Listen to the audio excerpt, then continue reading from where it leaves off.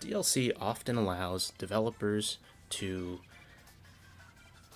create things that they couldn't have done or weren't able to do in the amount of time it took to develop a game. Usually this is because publishers and corporate put deadlines on their projects, so they can't, and development is difficult, so they don't have time to fully realize what they want to do every single time they make a game. Pokemon is no different in this area. On June 17th, the Isle of Armor DLC was released for Pokemon Sword and Shield. The original game was met with a lot of discontent.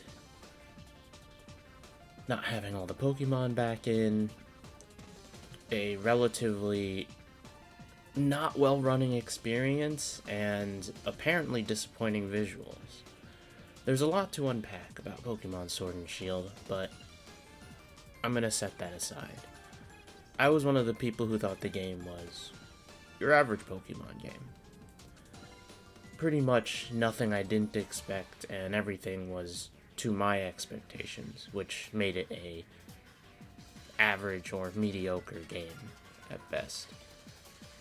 It was a lot of fun, but it certainly wasn't a game that really broke any boundaries, and that's okay. Now, starting off for the Isle of Armor, there is the price for entry, which is $30. In my opinion, the $30 you spend on Isle of Armor and the Crown Tundra isn't that bad of a price so far. Now, let's consider each pack $15. All the Pokemon that will appear in the Isle of Armor can be obtained without buying the DLC. The raids can also be done without buying the DLC, so as long as someone you know, or you can find it in the stamp selection, has one of those raids up for you to do.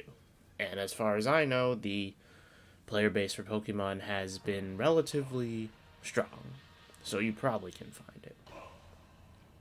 Gameplay wise, the Isle of Armor is relatively unchanged because it's the same formula. Pokemon hasn't changed that much in the past 10 years, I'd say.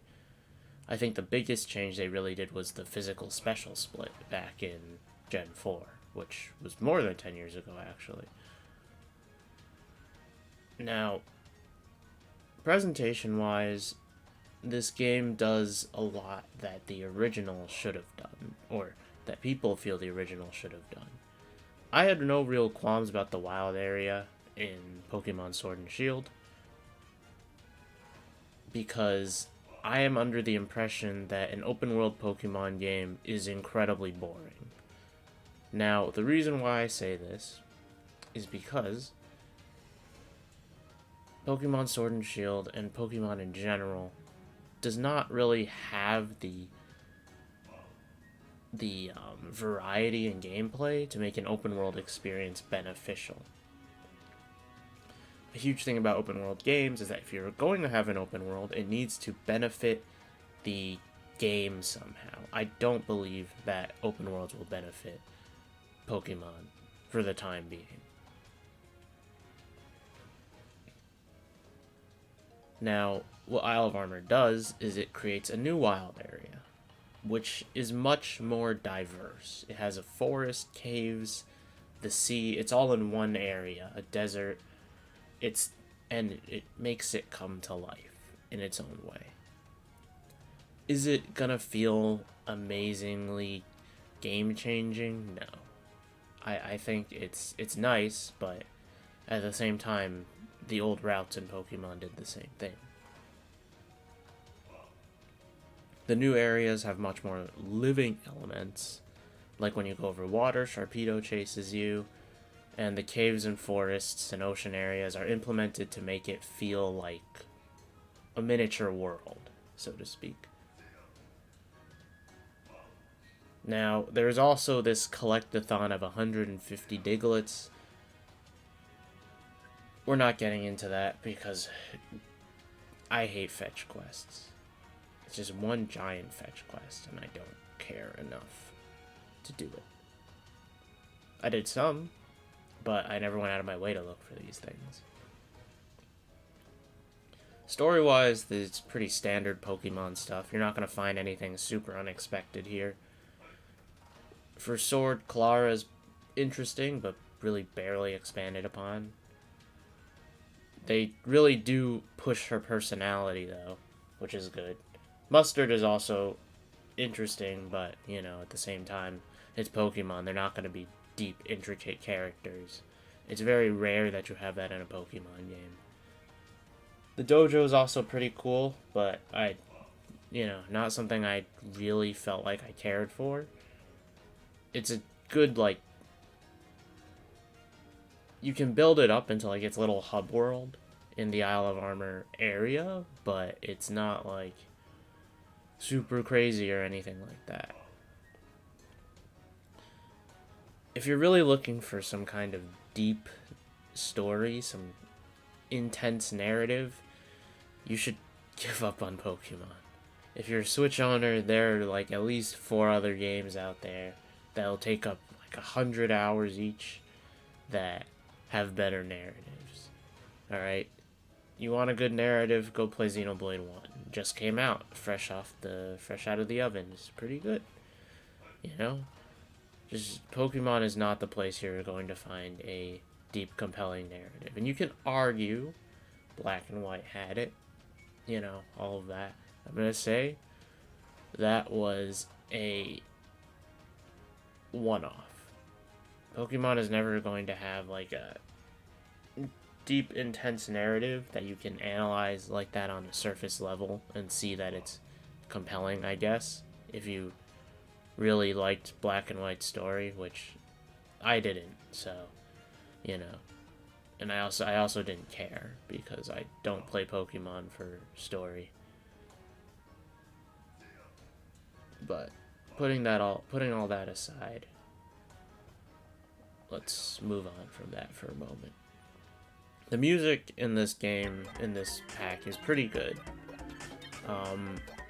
Nothing to really write home about, but it's cool how they changed the battle theme and stuff for wild Pokemon as well. It keeps it fresh, I suppose. Now, overall, my final thoughts on this whole thing. It's pretty cool that they brought back the Pokemon following you feature, though it's kind of weird that it's limited to people who buy the DLC, I think. But whatever, not that important right now. I think it explores a lot of concepts that could be utilized in the future. The towers for evolving specific Pokemon, I think that would be pretty cool if they implemented in the next generation, they have like 3 starter Pokemon, and if you get them to their second stage, and then each of them have split evolutions, and if you go to one tower or the other, they'll evolve into that specific evolution. It'd be interesting to see routes and stuff in Pokemon, just like making your choices kind of matter. But like I said, narrative choice and all that really isn't a thing in Pokemon. You're really just the Pokemon trainer, and you just go through your adventure. That's linear, and the formula works, in my opinion. It's not something that really needs to be changed. Open world would not benefit Pokemon because there is nothing to do. It's just going to be running through a grassy field simulator, and I think that hurts a game rather than helps it.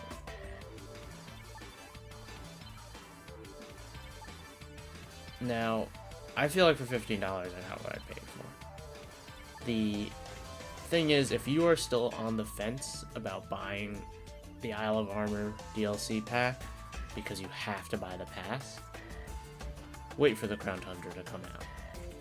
I say this because you don't want to buy this DLC pack, be disappointed by Isle of Armor, and then be disappointed in Crown Tundra. You know, $15 each pack really isn't that bad. I've paid more for worse DLC. I've paid more for worse games. But at the end of the day, you have to decide. If you're really looking forward to the Isle of Armor stuff, then buy it. If you feel like you'll be satisfied by something that is Sword and Shield. It feels like Sword and Shield expansion, which you can take however you want. If you're not interested in raids either, you should probably wait for Crown Tundra to release, because I think Crown Tundra has an emphasis on exploration, whereas Isle of Armor was an emphasis on like story or something like that. Don't come for a story. I don't know how many times this needs to be stated, but according to Reddit, people think that Pokemon has had a compelling narrative, that somehow it being a kid's game does not mean that the narrative has to be shallow. And while that's kind of true, it being a kid's game also means the narrative doesn't have to be deep and compelling. If you're here for story, go buy a different game. Like, you can say, well, I'm gonna buy this game used, and whatever. Listen, if you want a game to change, you have to not buy it. You have to not buy it at all. That's what I think, at least.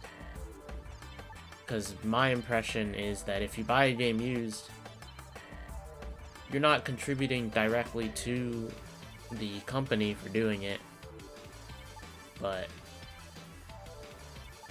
you'll still show up on the database as an active player, right? Especially with how Sword and Shield works. If you want change to happen, you have to vote with your wallet. If you are happy with Sword and Shield, then that's fine. Because I was happy with it. It's a standard Pokemon game. I don't need much more than that to be happy about Pokemon. You can say that that's low expectations, but no, I kind of disagree. Because a game that comes out every year, you really think your expectations are going to be the same for that as any other AAA game? You should know by now. Ever since Pokemon became a yearly game, it's been the way it is. You know? It hasn't changed that much between each entry. Like, you just have to vote with your goddamn wallets. Because I don't see enough people doing that. And I know it's not gonna help, because you got 6 million sales on release, but come on, guys. Just ditch the idea that either ditch the idea Pokemon's gonna have a compelling narrative, because it never will really have a compelling narrative. And this I mean for the main series. I think Mystery Dungeon actually does narratives pretty well. Well, the first two did, and God if I know what happened after that, because I didn't like Gates to Infinity, and I didn't like Super Mystery Dungeon that much either. But yeah, vote with your wallet, and yeah. Thanks for watching my review of the Isle of Armor DLC. If you want an arbitrary number score, it's right here. You know, don't know if you really care about number scores anymore, because they don't really mean anything. I'll give one at the end of all my reviews, but yeah. Alright, see ya.